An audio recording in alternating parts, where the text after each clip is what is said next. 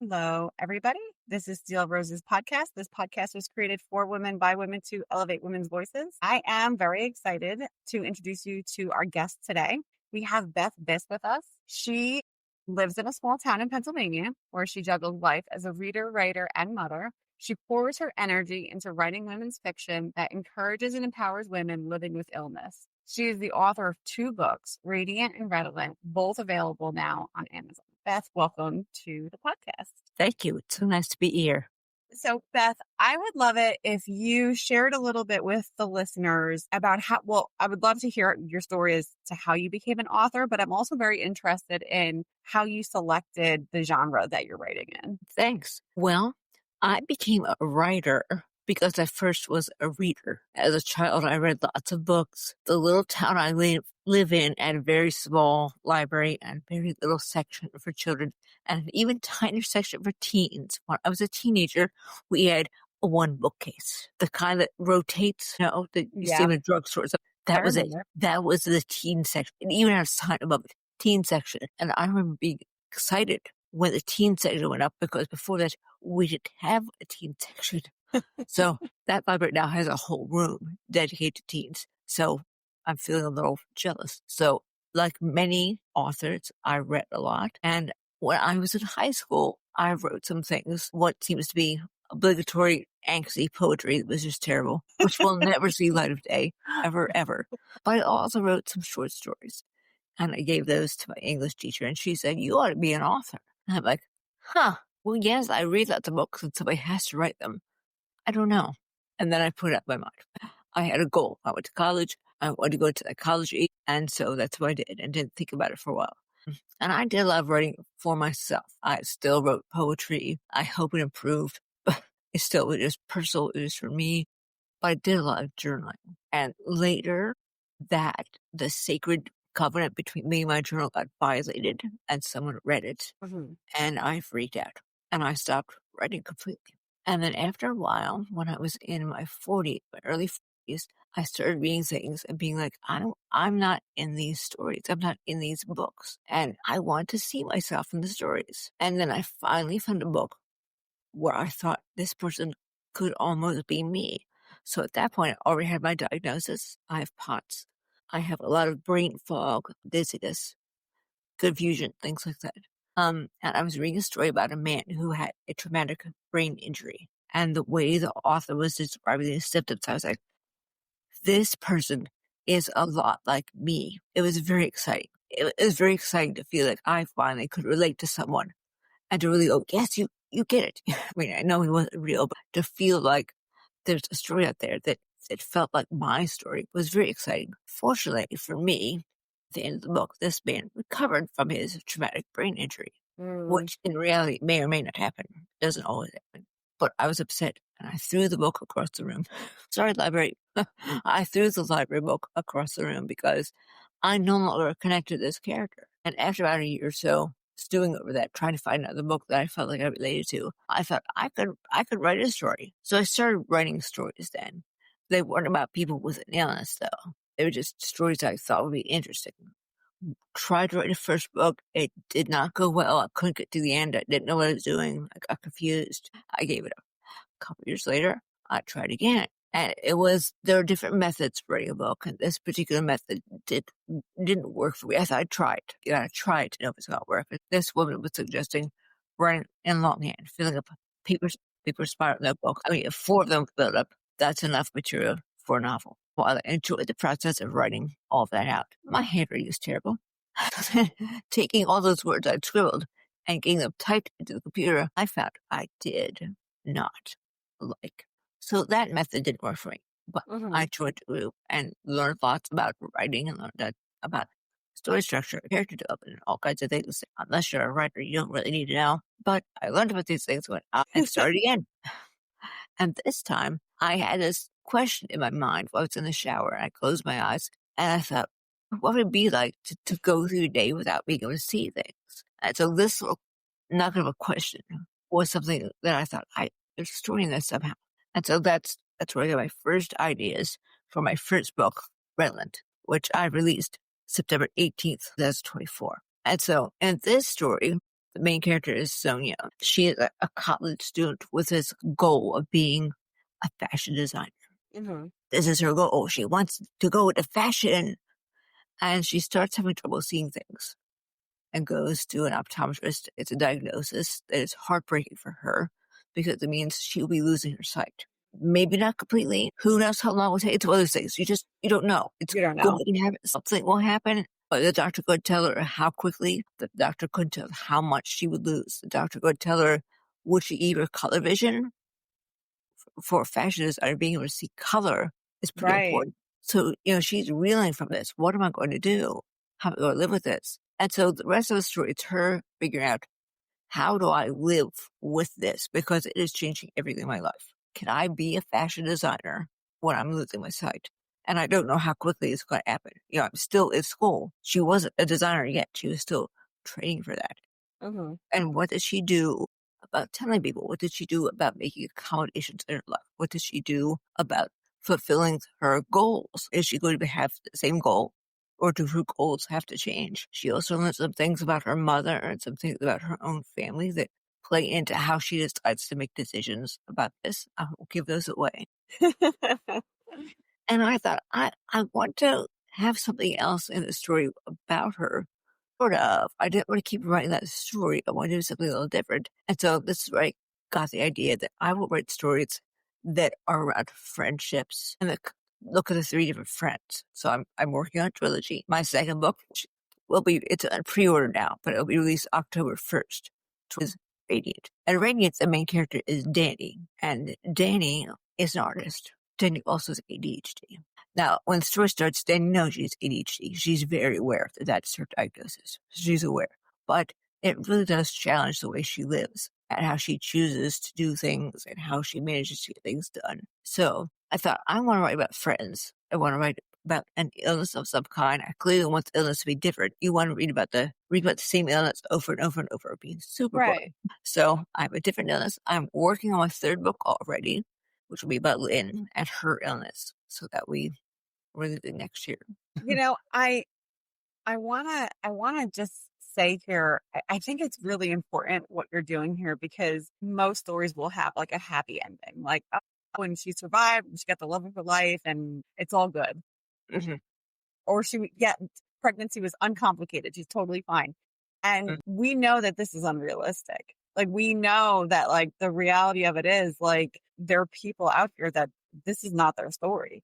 True. And the day to day, they don't know what's going to happen. And I think shining a light on people that have to live with a chronic illness, or an illness that's, told to them, like, this is going to kill you at some point. Like, this is going to end your life at some point. It might not be directly related, but it will be like a symptom of something that got affected. We have a family member living with a chronic illness, and we're seeing the end. We're starting to see like the signs and that kind of thing. So I think this is huge, especially for women who quite often are dismissed for medical and dismissed quite a bit, in medical settings. And I think that taking that journey with them is going to be incredibly impactful in your books. And even if you don't have a chronic illness, just reading, I feel like this is very impactful. I also really love, and I want to say this too, that you're focusing part of the angle on developing the female relationship.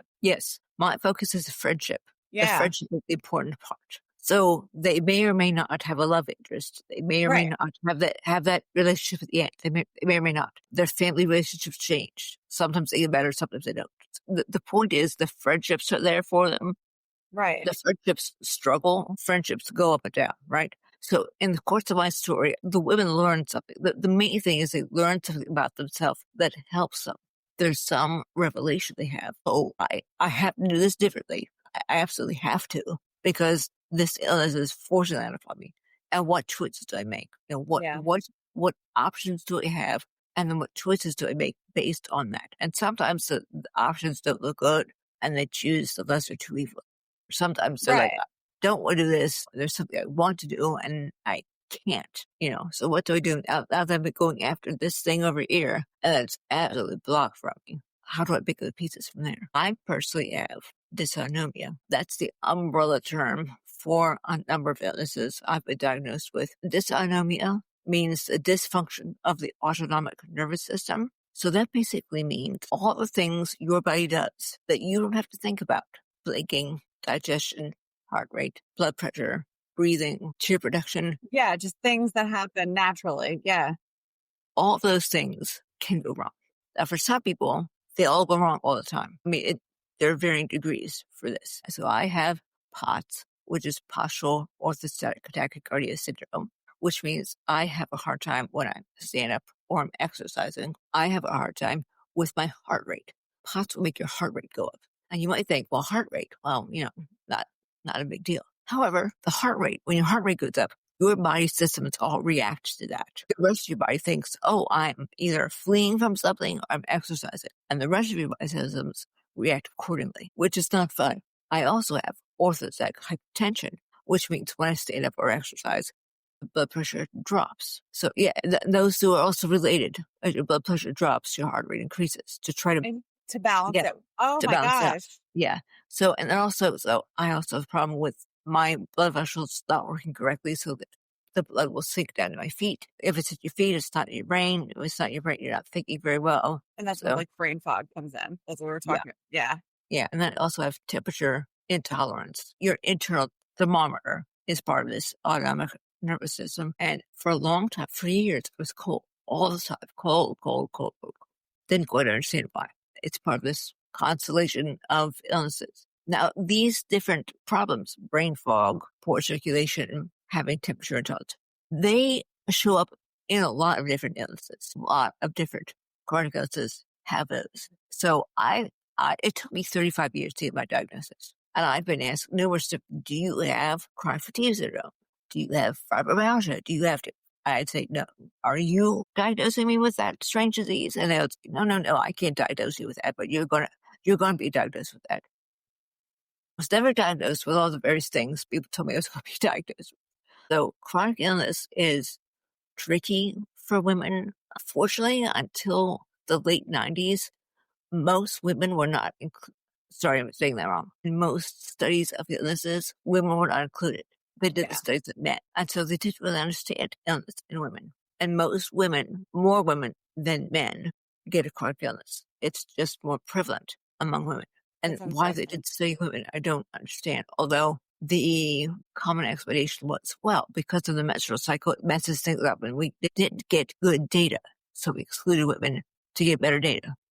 But it's like the data is almost like irrelevant. I've talked about this quite a bit because even, when products are being developed, medicines are being developed, they're tested on male subjects across the board, like male animals, male mice, it's male subjects across the board because it's easier to work with versus having to deal with women and all our things, which I must say, the more I think about that, the more I say to myself, I'm like, wouldn't you want to divide into it and really dissect what is happening in women's bodies? I mean, imagine, and I'm going to put my marketing hat on. Imagine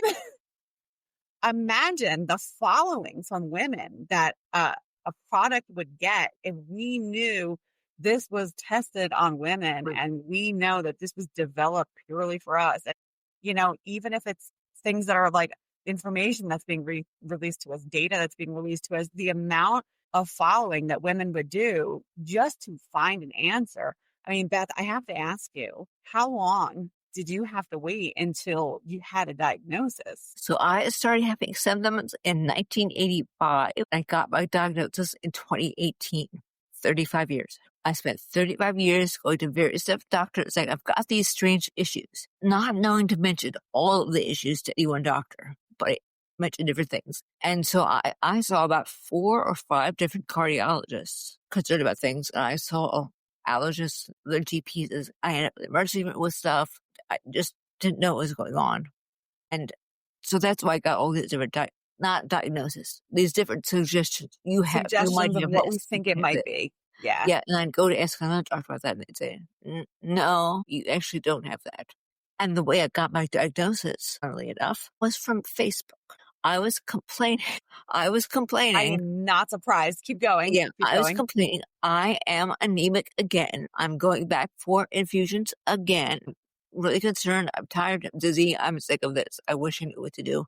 And I had a friend from my graduate school write to me and say, you know what? Some of these things you described sound like something I have. Please call me. And so I called her, we chatted for a while, and she asked about my symptoms and what was going on. And she described what was going on for her. I said, that sounds very similar. She said, okay, I have POTS. You need to talk to your doctor about that. So I went to my GP about that, and she had never heard of POTS. She'd never heard of it. Now, that was 2017. I live in a small town. But yeah, she'd never heard of that. Had no idea. Had to look it up. It was like, oh, well, good. Yeah, you all these different things. Yeah, that could be. Yeah. I, by then, also, unfortunately, freaked myself out by Googling it. Of course. Of course I did. As soon as you mentioned it, I Googled it to see what it was. Yeah. Now, at the time, just what the algorithm was doing at the time, it freaked me out because the thing that came to the top was the discussion, the article about the form of POTS that's fatal. And I freaked out. I shut the laptop. I went away. I'm like, And I thought about that about a week later. I'm like, wait. I've had these problems since 1985. Probably don't have the fatal one because the fatal one, you die within 5 years of diagnosis. 5 years without an answer. I'm still blown away by the length of time. I mean, I shouldn't be because I already know the research because of what I do for a living. Like I already know the barriers and I know how the delayed diagnosis for women. Yeah. But to hear you say it is like mind-boggling. It's much better now. Much.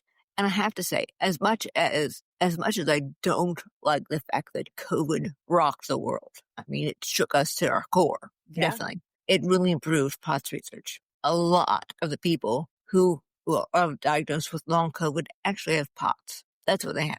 They have POTS. Interesting. Yeah.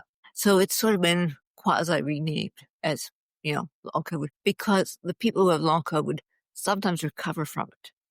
A slighter, greater chance of recovering from that than if you're diagnosed with POTS, particularly. No one seems to know why that is, but some people do recover from POTS-like symptoms that were caused by COVID. And that is COVID, the virus, not the vaccine. Yeah. No, I knew what you meant. Thank you for clarifying, though. I have a question for you, Beth. Since you went through, when did you start writing? When did I start learning? No, writing. When did you start writing your books? I started writing in 2022. So my question to you here is, I love that you took something, and I'm going to say this every episode that I have a guest, because all of the guests that come here, I am incredibly impressed with. You took something that happened to you. You recognized that there was a gap, and then you did something about it. Now, I know my personal feelings on how writing impacts our lives and our mental health and everything about us. But I'm curious to hear your thoughts on if the writing was almost therapeutic in a way. Definitely. The writing has definitely been therapeutic for me. I think it also offers an opportunity for readers for it to be therapeutic as well. I know that readers read for a wide variety of reasons. And all the reasons are valid. Any reason you have for reading is a great reason to read. But I sort of think about it in 3 different levels. Some people read to escape or get away. And there are plenty of things to escape from, but reading is a great way to get away from whatever is going on in the world that you want to get away from. You can also use your reading to connect with other women. I think book clubs are fantastic.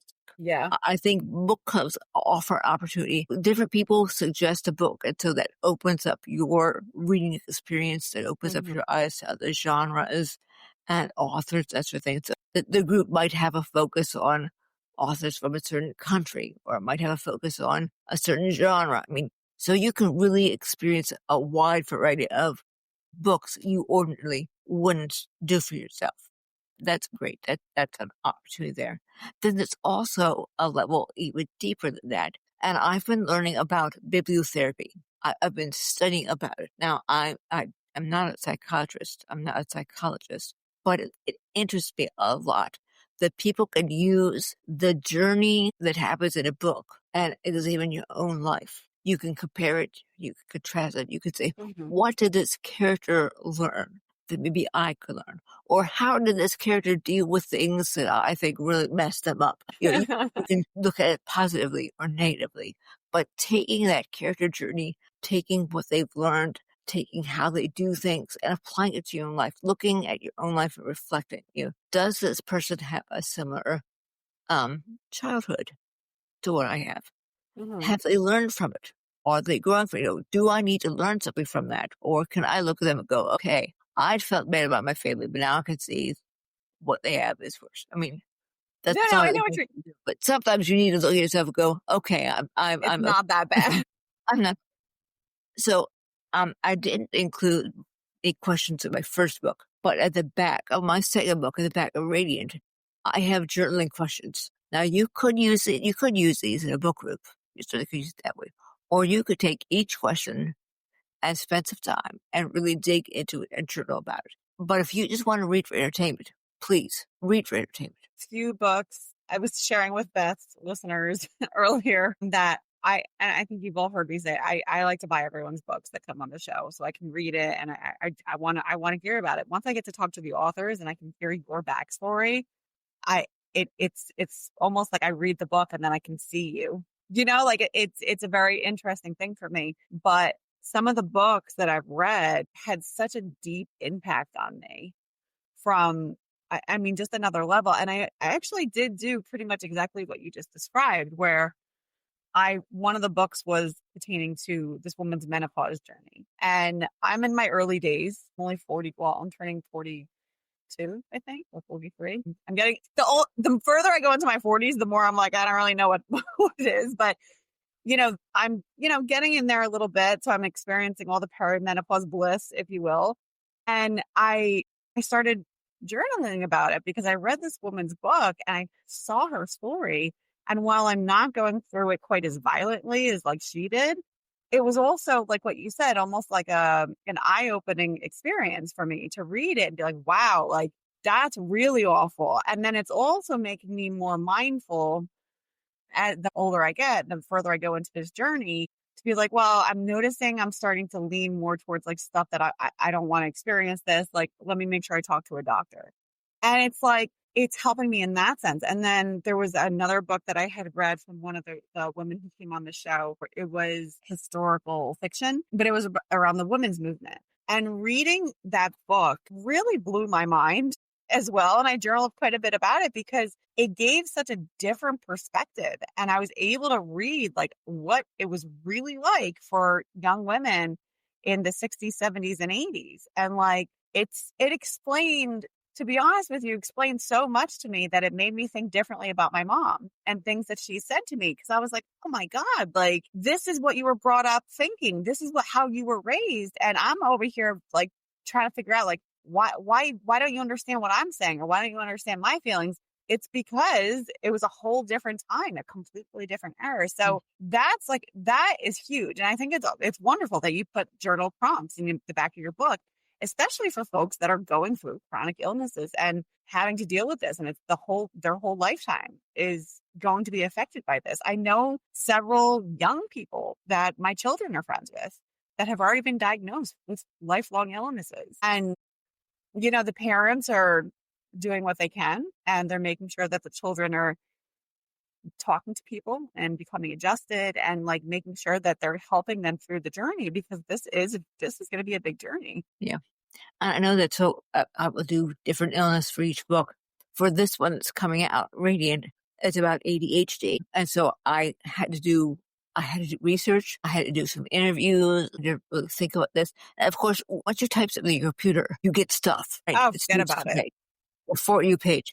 So my For You feed was all kinds of things, all kind of neurospicy things, which made me stop and go, oh, some of this kind of sounds like me. I know. So, but I also, I recently wrote in the newsletter I set up that my aunt taught for the Lincoln Intermediate Unit out in Pennsylvania. I don't know if this is a nationwide thing. The Lincoln Intermediate, I think it's just a Pennsylvania thing, but it's a special designated program for some specific counties that give special educational assistance to all those counties. Some aunt didn't work for one school district. She worked for many school districts, so they all came together to put children in her classroom. And so the population kind of changed over the years. She did some learning support. She did some learning disabled support. She went into neurological support. She did emotional support. So her classroom varied a little bit over time, but these were all kids with a variety of neurospiciness, we'll say. Yeah. So, and how much it was, I mean, the program changed. I mean, she did this for like 29 years. So it varied from year to year what population she was serving in that classroom. But I know that some of these are not so cut and dried. And some of them, so it's on a spectrum. Do you have a little bit? Do you have a lot? Yeah. My son is neurospicy himself. I took him in took him 2 times to be tested for autism. And when I first took him in, he was 3. And at that point, they're very concerned about what was his language like. How is his language learning? Can he speak? I'm like, well, yes. I mean, that's not what I was concerned about. He had a big vocabulary. At 3, he'd already learned 100 sight words. I mean, he was a bright little boy. So the language component wasn't the problem that I was seeing. And they were teachers specifically geared toward dealing with children who had language difficulties. And so for him, they're like, oh no, he's not autistic. No, definitely not. Then later, in the 3rd grade, I have teachers coming and going, we've got some problems. He's doing some self-harming. He gets upset with something, and this isn't normal. So I took him back. And this psychologist said, oh, if only you brought him in 6 months earlier, because they just changed the DSM. They put out a new edition, and they changed the designation, like autism spectrum grew a little bit. The different classifications I was looking for changed. They took away was sort of removed as a diagnosis. And the guy said, if you brought him in a little bit earlier, he'd get the diagnosis of Asperger's, but not now. I'm like, so what is he? He said, let's just call him spicy. He's spicy. One thing you just said, I do want to make clear for the listeners and viewers that are with us. The guidelines that doctors follow are updated annually in some instances, every few years. New guidelines are released for diagnosis across all disease states. You will hear and these organizations do this and they have all the top doctors with them. They come out with new diagnoses and guidelines. And that's actually how things will shift. You'll see, for example, I think there's a stronger push now for doctors to actually speak with patients and sit and take time with them. And there's a lot of organizations that are coming out with, and patient advocacy groups that will come out with, patient support tools that you can bring with you to an appointment. Gynecology specifically, I know they have these things. If you look up online, I need a patient support tool for my appointment. I always forget to ask questions. They have all these things available. So, you can use the internet for this and find something that will help guide you. Something, Beth, I wanted to say to you. You probably saw this in your research. I was actually a little surprised to read this, that majority of women will get diagnosed with ADHD in their adult life during menopause. And I was reading it recently that it's because of the shift in hormones and menopause, and because of everything that your body goes through, you likely had ADHD and figured coping mechanisms to be able to deal with it your whole life. But when you go through menopause, you can no longer use those coping mechanisms because your body, your own brain are starting to really break down and change. And that veil starts to deteriorate and you can't use it anymore as a support. Yeah. And I read that and I was like, I've never been diagnosed, never really had a problem with schoolwork. And you really won't hear me complain about that, but I am heavily reliant on making checklists for myself. I have to write it down. And even when I'm on phone calls, I need to have notes generated for me. I need to have everything in writing in order for me to really understand it. And now I see it more and more that I'm really leaning on these things. I'm I need them. The thing my research has really taught me is there's no such thing as a normal brain. The fact that we talk about normal people is really a disservice to people. It doesn't matter what we're talking about, whether we're talking about your height or your weight or your vision or your hearing or the way your brain functions. It's all on that bell curve. Now, I know the bell curve for some people gives them hives because they think about school being great on the bell curve. But unfortunately, that's where it is. That's where life is. Life happens on that bell curve. That the majority of people happen at bigger part. That's where there's more people falling. That's average. That's not normal. average, and then you have higher and lower. You go out on the corners where there aren't as many people. So yeah, we are somewhere on that bell curve. If you think about it that way, try not to get hives. But my aunt, the one who taught all these years at the LIU, was saying that everybody has a disability of some kind. Everyone does of some kind. Does she happen to work with the people who didn't know how to mask it or didn't know how to have some sort of adjustment for it? The people she worked with were the ones who couldn't figure out a coping mechanism. Yeah. Everybody has something they're struggling with. And to have this notion that other people aren't struggling and I'm weird is just not true. It's not.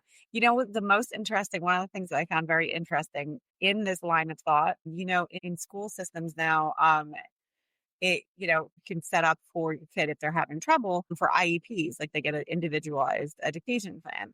And I remember when I was growing up, it was like maybe one or two kids would get pulled from the class and they'd have to go to a special, you know, situation. And I remember it was kind of like I went to a really small school, so nobody got made fun of in that way. But I remember there was almost like you knew, oh, they're not smart. They're not smart. Like that was oh, they're not smart. They need help. Like they can't do it themselves. And it was like looked down on. Now, my children, when the testing came around and everything, and I was told, you know, oh, they're kind of like right there. They'll be okay. Like leave them in mainstream. Advocated for like, no, like I want them to all get help now because I reflected back when I was struggling, like deeply struggling in grammar school.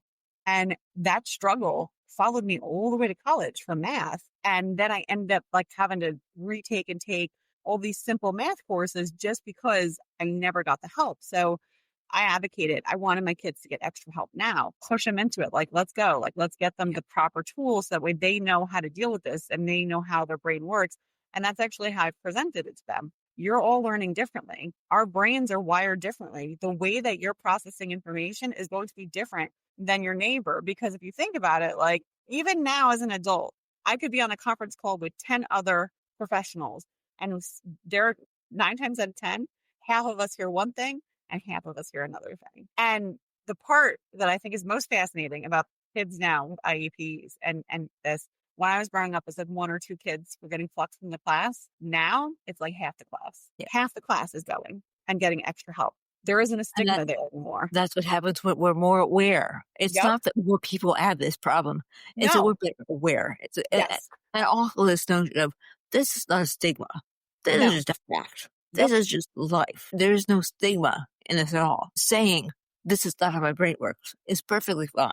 Like the people who at some point, I mean, in my parents' age, people who were punished for writing with the left hand.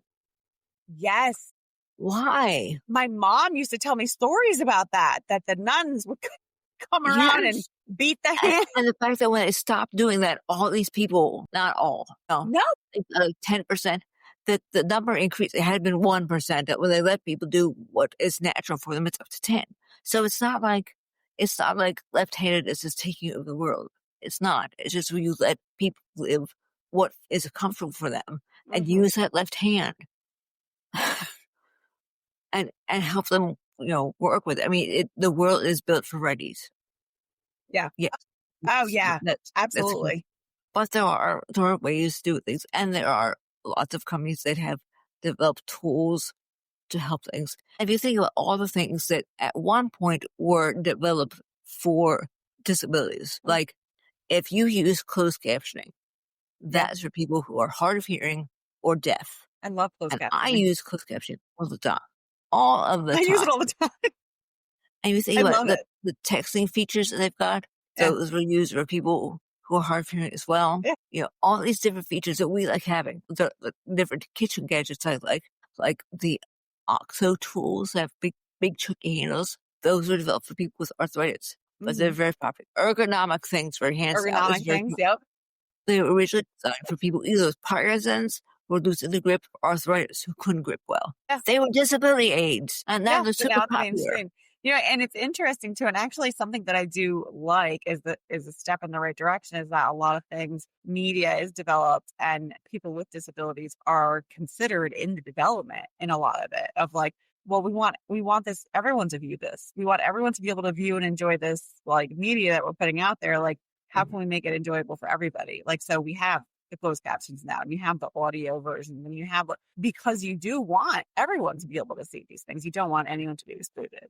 Beth, I think your books are so important for, I mean, for everyone really. This is bigger than, I know we're here, and I always say I want the women's voice to be elevated because we need platforms. We need more platforms for that.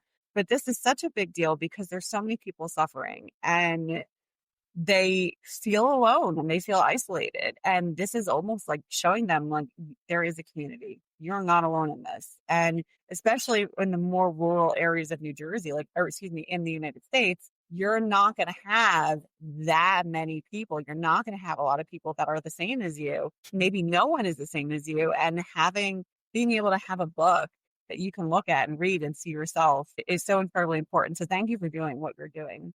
Absolutely.